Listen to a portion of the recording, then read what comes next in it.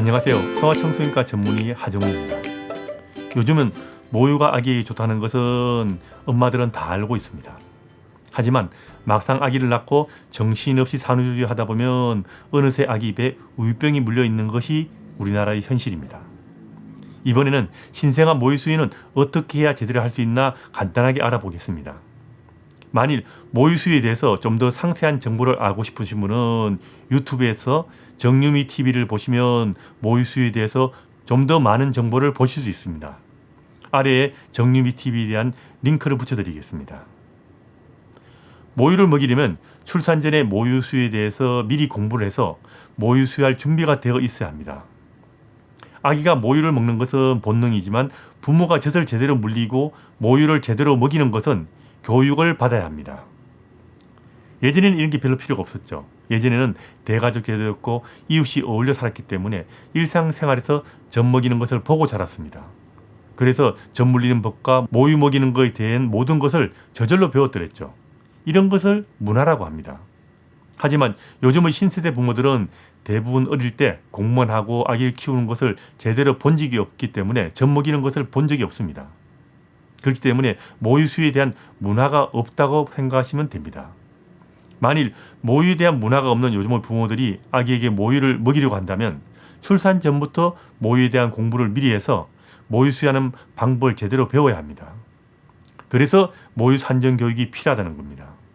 모유 공부를 미리 하지 않고 아기가 태어나면 어찌 되겠지 또는 산후조리원 가게 되면 어떻게든 되겠지라든가 다 알아서 해주겠거니 하고 막연하게 생각하다가는 제대로 모유를 먹이는 것이 힘들게 됩니다. 모유 수유란 것이 모유를 먹여 키우겠다는 엄마의 마음만으로 되지 않는다는 이야기입니다.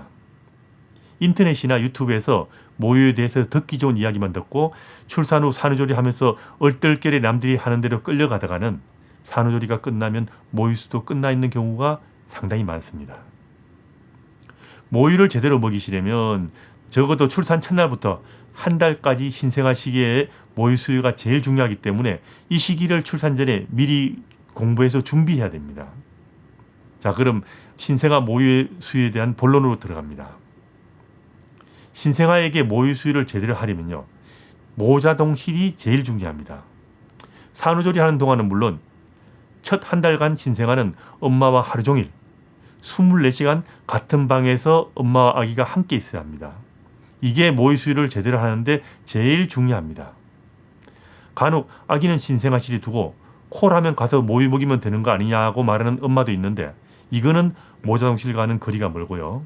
이렇게 하다가는 아기도 모유를 제대로 먹을 수가 없고 엄마도 아기가 배고플 때 바로 젖을 물릴 수 없기 때문에 좀 곤란해집니다.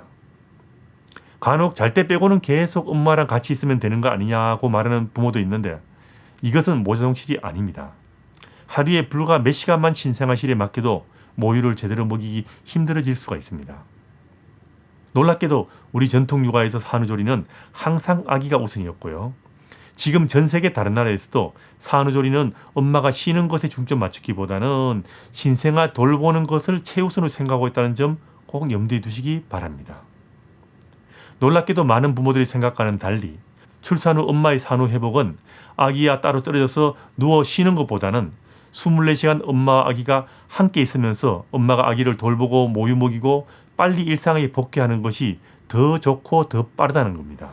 회복이 더 빨라진다는 겁니다. 신생아가 태어나면 가능하면 빨리 엄마 젖을 물리는 것이 중요한데 태어난 지 30분에서 1시간 이내에 모유 수유를 시작하면 됩니다. 제왕절개를 한 경우에도 가능하면 빨리 젖을 물리는 것이 원칙입니다. 그리고 신생아가 배고파하면 바로 젖을 먹이는 것이 중요합니다.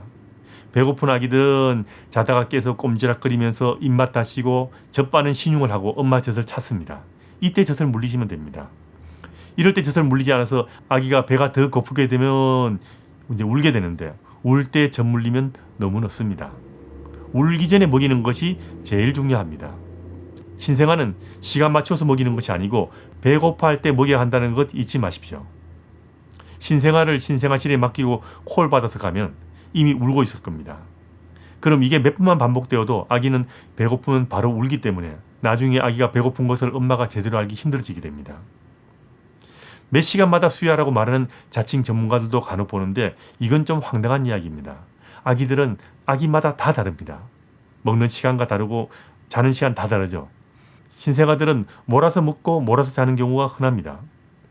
아기가 배고파할 때마다 한 번에 충분히 먹이게 되면 나중에 아기 스스로 어느 정도 시간을 맞추고 자기에게 필요한 양을 알아서 먹게 되는데, 만일 부모가 임의로 시간을 맞춰서 수유를 하거나 양을 정해서 수유를 하게 되면 아기가 스스로 배고파서 먹고 자기가 먹을 만큼 충분히 먹는 자기 리듬을 잃어버릴 수 있기 때문에 정말 주의해야 됩니다.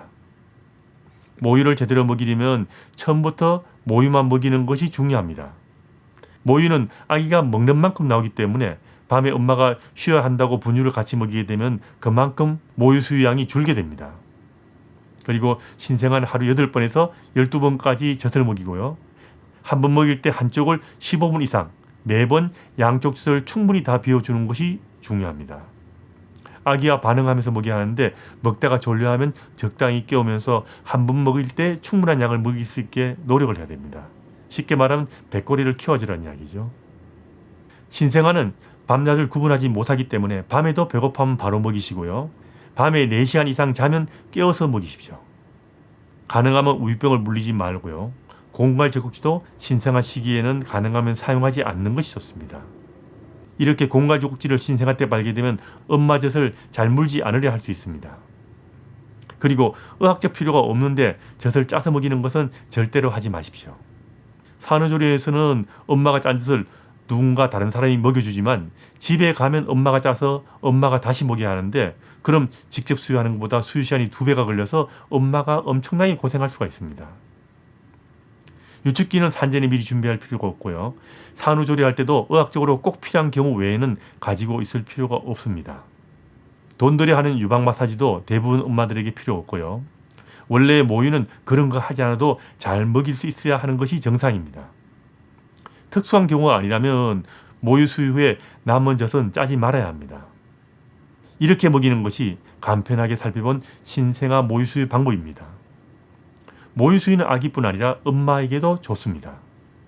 모유 수유를 쉽고 제대로 하려면 첫 2주 동안 산후조리 할 때 하루 종일 낮이나 밤이나 엄마와 아기가 같은 방에서 모자동실을 하고 아기가 먹고 싶어 할 때마다 한 번에 충분히 먹이는 것이 제일 중요하다는 거 잊지 마십시오. 그리고 이게 또한 아기를 쉽게 키우는데 제일 중요하다는 것도 꼭 알아두시기 바랍니다.